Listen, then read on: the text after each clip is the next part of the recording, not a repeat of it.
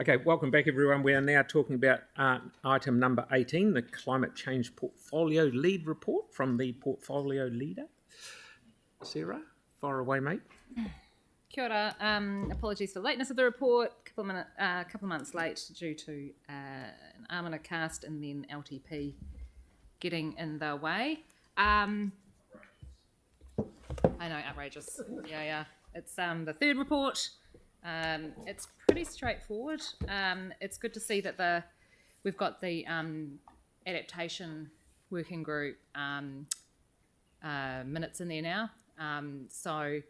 Last term they weren't made public on a regular basis, but we want to make sure that the adaptation planning process that we're going through at the moment is really transparent and that people are getting up to speed on what's happening in that process ahead of things coming to Council later this year for approval before they go out for final consultation, and then hopefully Council sign off on the community-led adaptation plan. Across the country, councils have been increasingly using deliberative forums, citizens' juries, those kind of things to help on some of the more contentious issues and some of the really big ones facing cities. And so this report asks Council to seek some advice on using a deliberative forum as part of the engagement for the Christchurch Transport Plan. And I'm just expecting that advice would come to us as part of the staff report when we approve the transport plan for consultation. And similar on the use of the Climate Adaptation Fund. So this is an intergenerational fund, and having the community being well informed about it and helping to inform the terms of use is something that's been used in other councils as well. CCHL and CIAL are going through a process of their climate-related disclosures, their mandatory ones, for the first time, looking at the risks to the organisations with different climate change scenarios. Our staff have indicated that they're doing a similar piece of work at the moment, and they said that in their last report, and I think that it'd be great for councillors to have a really good understanding of the risks facing us as an organisation, rather than the broader risk screening that happens district-wide. Actually, when it comes to the physical risks to council assets, but also the transition risks around various policies, what they might mean for us, and the opportunities in that as well. One other thing of note is that there's a working group being set up at Parliament to look at the adaptation space, and getting national direction on that's really important.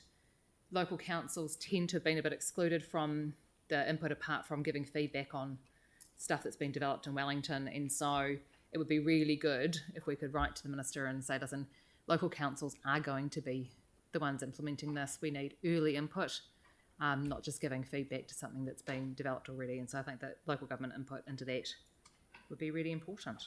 And of interest, the MBA program at University of Canterbury has got Rod Carr talking at the piano in a couple of weeks' time on the wider on the economy and business when it comes to Canterbury, and you can get free tickets online. There's a link to those. So yeah, that's most of it. Right, Councillor Henstock. Oh, thanks, Sarah. Can I just take you back to the deliberative forum? Yeah. Can I just clarify, are you asking for them staff to give us a separate advice report on that, or just as the transport plan comes to us for it to be included in the consultation options at that time? Yeah. So it's not a separate piece of work? Not a separate report. It should just be included in the advice that, the report that's coming to us for the adoption. Yeah. Okay, and then so you've got it in there twice on number 3 and number 4. Yeah. So again, it's not a separate report. And no, we've asked, as part of the LTP, we asked for staff to come and work on that one. So in the you provided a link to what was happening in Auckland and Wellington in the deliberative forum space. That link didn't click through to anything. Can you send that? That might have been a formatting thing, but yeah. Yeah. Can you send that through? And have you had any conversations with the comms staff around that? Because I can't recall the deliberative forum coming up when the comms team spoke to us about how they were going to be changing things up going forward? It's been talked about, format, various versions of it have been talked about in the past, but because they hadn't kind of been used elsewhere, there was a bit of a reluctance around this table in a previous iteration of council to look at it. But now that I think that now that other councils have had a go and had some really good feedback from their communities on it, they're a process that helps build trust. I think these ones are much at a lower level than we'd discussed previously, and I've had some conversations with staff and one of the team leaders who was running the Auckland process as well. Great. It would be helpful if you could send that through separately so we can just have a look at that, because I couldn't read it from your requisite. The other thing I wanted to comment on was, perhaps this is for Mary rather than you, at 5.17 you reference writing a submission on behalf of the council due to a lack of staff capacity. Have we got an issue with this team that we haven't got capacity to do some of these work streams? And is it, I'm not sure about the message that this is sending out to the public if we've got elected members doing staff's work on submissions. Can I just get some clarity around whether that was something Sarah had input into, or whether you actually just did the whole thing? I'm concerned about that from two aspects. So we can probably respond to that when we come back with the work program. I think we will need to prioritise some of the work program in terms of what staff are doing in terms of advice, reports, submissions, etc. And I think I mentioned during the LTP that we would be coming back with a work program that would allow you to prioritise the issues and where you want staff effort to go. On this particular situation, I wasn't aware of, so you might be able to give some more. Yeah, so the submission ended up being attached to Phil's last MES report as a way of getting it onto the agenda. Indications from staff at the time were that there was not capacity because they were doing so many other things, and so they'd had to prioritise, and that had sort of dropped off the prioritisation. And so I believed it was important for us to have a submission because it talked to things that council is involved in that will impact council. You might remember the submission was quite brief. It was just kind of 3 paragraphs, one on each of the key consultation points that they were asking about. So were we told at the time when that was attached to the Mayor's report that the submission was prepared by an elected member and not by staff? Yeah. The other thing I wanted to look in on is, sorry, I'm just scrolling through your recommendation number 6 about signing the open letter from Climate Liberation Aotearoa. We've got clear advice from staff not to do that, so I'm keen to understand what's going on there. Yeah, so there's 2 things. One is I guess a bit of a wording thing where, it's not been written by professionals who, write submissions and those kind of things. But it is from a mix of community groups who have come to council asking us, so we've taken a look at it. One of staff's key concerns was actually there was one thing that we hadn't necessarily made a decision on that we were asked, and so I put in there a proviso that council supports the gross emissions reductions over carbon offsetting, because the letter itself says including supporting carbon offsetting. The letter itself isn't clear on whether carbon offsetting kind of is the be-all and end-all, but council's position that we signed off in Kia Tūroa Te Ao, the climate resilience strategy, is that gross emissions come first and offsetting is only for hard-to-abate emissions. And so I had a quick chat to Mary about that, and you were sort of comfortable that piece go in. Yeah. So have we heard from staff on that when they gave us a very clear direction not to sign the letter? Are there any other aspects of that So remain the the staff same? who are here asked them to come down as Thank you. there. Yeah.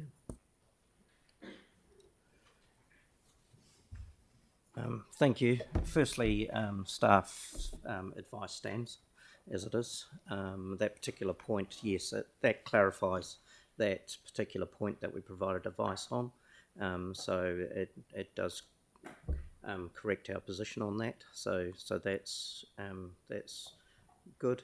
But the rest of our advice still stands, but that's really a decision for council to determine whether they want to sign that letter or not. As an alternative, could we sign it as individuals rather than a council as a collective? Well, that would absolutely be an option. That way it's not council signing, but individual elected members signing on their own status. Yep. That would be a good option. Sorry, so Councillor Peters, question.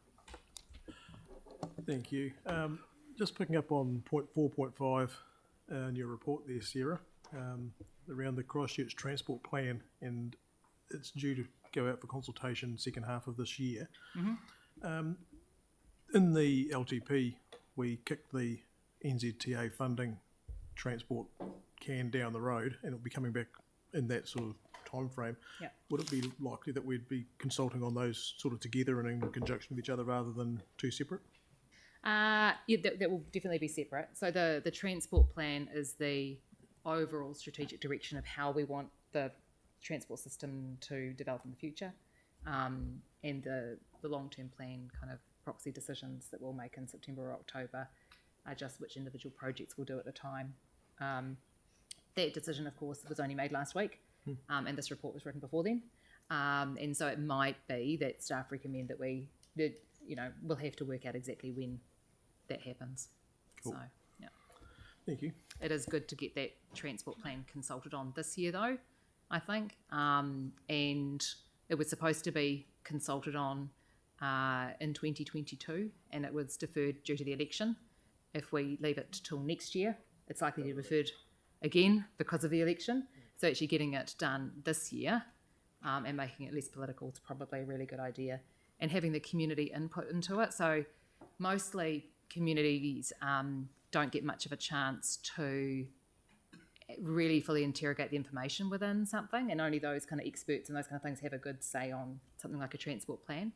But a deliberative forum would allow community members kind of that are more representative of the whole community to have a really good understanding of the plan, and then like make a recommendation or give feedback to council to help inform as part of the engagement process, rather than just reading a document online and giving feedback. So they'd be able to ask lots of questions and interrogate it and discuss things in groups. So they're quite a good way of getting really well-informed information from the community. Councillor Kewen. Yeah, I got a couple of questions. One is because I haven't seen it, but it's not a term I don't get out much, so it's not a term I was familiar with, and that is the deliberative forum. Yeah. So what's the definition of that? Because I did a Google, but I was getting different answers. So what's your vision on that? Yeah, well, that's what I was just talking about. Yep. So it's one of those ones where you can have an overall thing, which is what I was just talking about, it's the overall idea, but then you have to customise it for your particular consultation, your particular community. There is no one size fits all with those ones, so it would be something that would fit within the timeframes we've got, within the resources we've got, and we'd get advice on that. Okay.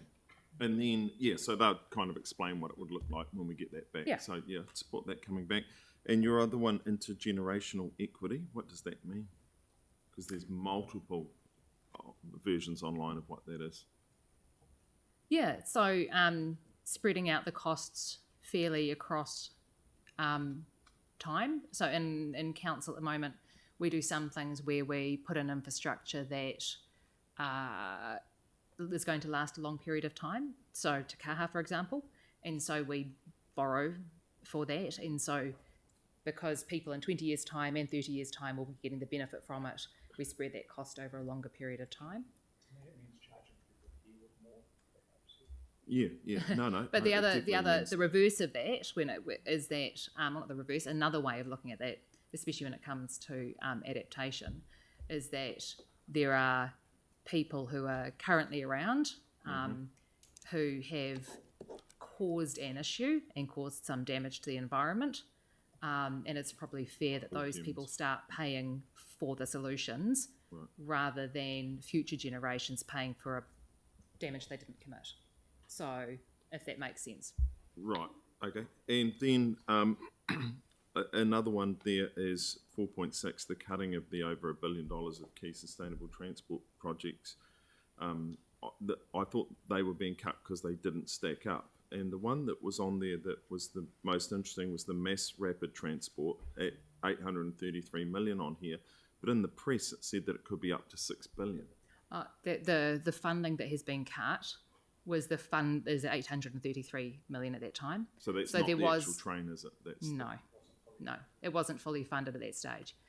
So they've cut the funding that was there within that 10-year plan. Right, Yeah. and that clarifies that, which leads me to my other one around the, we got our update, and I'm not sure, I think they should be more regular, but on how we're getting on reducing our carbon footprint, because as a city, we've spent north of $1 billion and not moved the dial. So when would people expect to see those reports coming back and that dial moving? Well, you remember that just a month or two ago we had the report Yep. on our city's emissions, and that you asked the question of staff at the Yep. time, and they gave you quite a good answer on that one. That does take time, but also that it's hard, like in any circumstance. So if we hadn't spent the money we've got now, how much more would it have gone up than we currently are? So it might be that we haven't made it go down, but that it's not going up as quickly. So we're kind of at a balance point now for the city. Right. So it's kind of stabilised, and we'd expect it to start going down. If we kept investing, if we stopped investing, then things start to go back up again. That's like most things. Yeah, okay. I was hoping to see more measurable. That's in a different report to outcomes. this. This is Yeah. That's not what my report's about. The portfolio holder is just an advocate for climate action, basically. The actual detailed reports on climate emissions and that kind of stuff comes through the organisation. Okay, and then my final one, just a quick one. On the signing of the letter, the number 6, that has an impact on the port company and potentially, well, definitely a financial one. How does that reconcile with your position on CCHL as a director? Is that not, you're kind of asking for us to support, not that the government will listen, but if they were to, and bring in all those costs, that would affect the port company and our investment in that wharf. This is just already in line with what council's already kind of indicated. So I'm not asking for kind of much more than that. Oh, okay. Has the council? The council's already indicated to the government that we should be including all the emissions from cruise ships and those kind of things. We've already submitted on that. Oh yeah. I got. Yeah, but it also And says bringing- to charge for them. Yeah, but that's bringing them into the emissions trading scheme that where you would get all of the various emissions and things through fuel use, that kind of stuff would be captured as part of the ETS. Right. So it doesn't reduce emissions; just money goes around for it. Well, you'd think that, like with most things, if you start charging more for something, people start reducing their use, and because the prices go up, that kind of stuff. Or they have to work more hours, which creates more. But carbon to pay for it. you'll remember that when the group came to us, what they were specifically asking for was for luxury emissions to be cut at the port, not for general shipping, for exports, that kind of stuff. So it's that sort of luxury stuff that's kind of discretionary that people don't really need to do. Or we clean it up. But Okay, I've got one question, or one, two.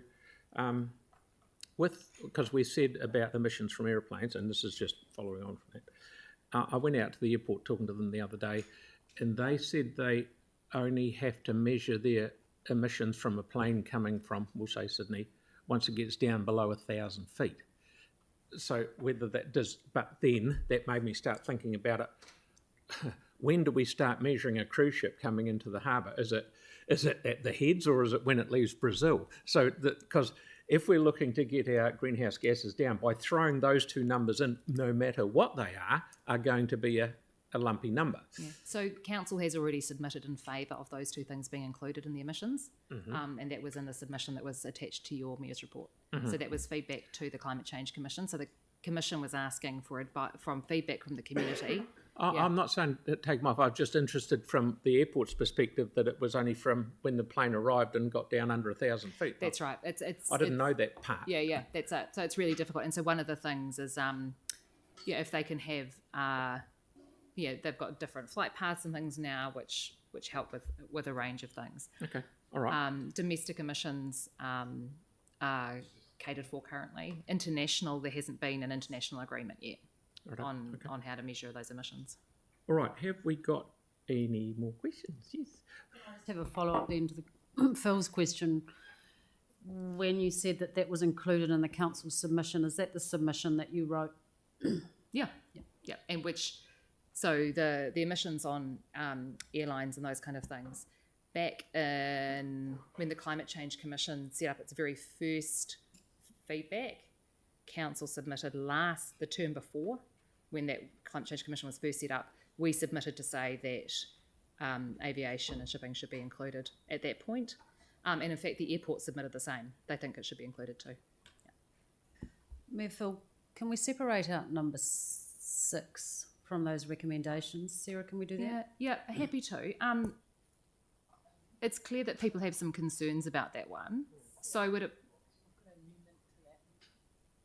I say, but I was going to say, do we just change it now and just say maybe that I recommend that individual councillors sign the open letter and then people can just choose. How does that sound? Excellent. Yeah. Yeah, So, like that. Yeah. So the individual councillors sign the open letter and then people can just choose afterwards. Yeah. So you're happy to move it, obviously. Yes. Okay, so No, because at the moment you're saying that council recommends individual, so, yeah. could. Okay, so it just would have to be. Council So- notes the climate change recommendation that. Or we could do. Supports individual councillors signing the letter, maybe. That the council. Oh, do I have to? Does council reports have to say that the council? And it could be that we switch that one out and say that individual councillors. Can sign. What if we just removed it, and then if people want to sign it, they can just sign it. Like then it's Well, but it could note the portfolio's holders' recommendation that individual Yeah, councillors. that's good. Yeah. Notes Yeah. the portfolio. The council notes the recommendation from the From the portfolio holder that portfolio. individual councillors sign. Yeah, can sign. because then it's not council recommending, it's noting that you recommend it. Yeah. Yeah. Okay. Sorry, so that's the recommendation of portfolio holder. Of the climate change. Yeah, portfolio holder. That individual councillors sign. And then people can just choose. Yeah, Yeah, cool. it's Yep. fine. Easy.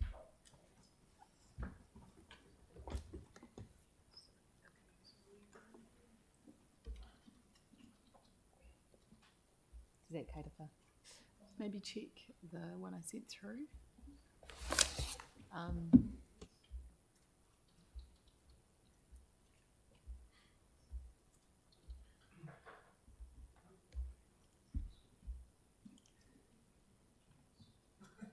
Yeah, that covers Yeah, it. that, okay. Yeah.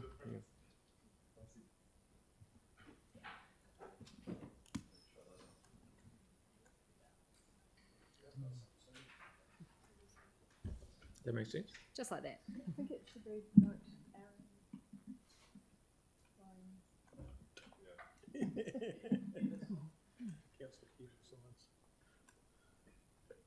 You right, Aaron? You see that right? It's, this is Yeah. read. All right. So, anyone want to do any debate? Are you happy with it? Second? Thanks, Jake. Jake, second it? Yeah. Yeah, cool. Sarah and Jake. Great. Okay, any debate? Plans and notes. Oh, righto. Here we go. Mark and Aaron. Thank you. I'd like to thank Sarah for her work on this. It's not an easy thing having a portfolio and having to pull this together, so good on you. A lot of Well done.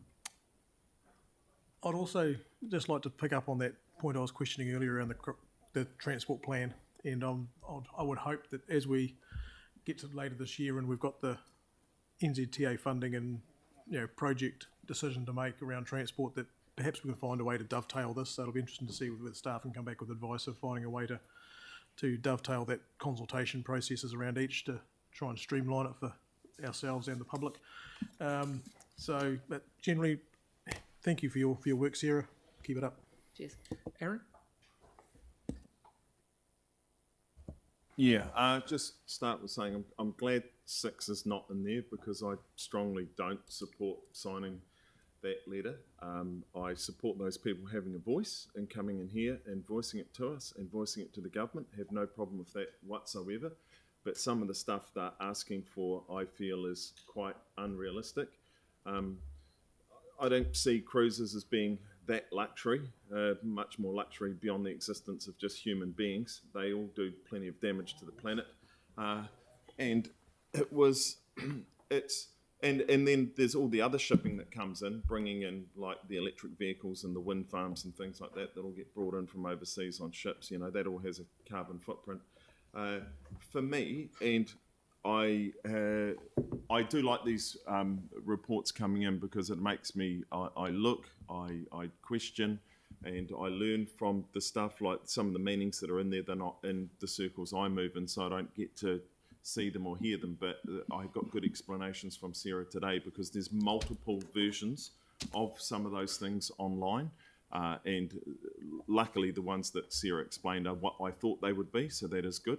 And so it's easier to understand that. But there's lots of stuff around this that's very, very subjective. And like when you say sustainable transport choices, when the first $800-900 million of the MRT doesn't get you any actual train or get you going anywhere, that's a phenomenal amount of money. And every dollar that is spent has to be earned by generally having a carbon footprint. So we always have to be mindful of that, and there's been growth, like when we get our cycling numbers, for instance, they include recreational, and there's been a massive uptake. And in fact, recreational cycling is the biggest growth because, like I've said the whole way along, cycling's fun and cool. But getting people to do it to go to work and school seems quite difficult when you keep telling them how dangerous it is. So I do like these coming in. It will always give us good conversation points. For me, and I'll say it again, it's all about, I'll support every single thing that reduces pollution. I'm absolutely all about reducing pollution. A lot of the other stuff sounds good, costs a lot, so I question its viability. But all of the ones that reduce pollution, I'll always 100% support because it's hard to have a debate the other way on that. Okay, we're fresh out of debate, so that's good. I'll put that motion. All of those in favour? Aye. Against? Aye. Thank you, Pauline. Carried. Thank you very much.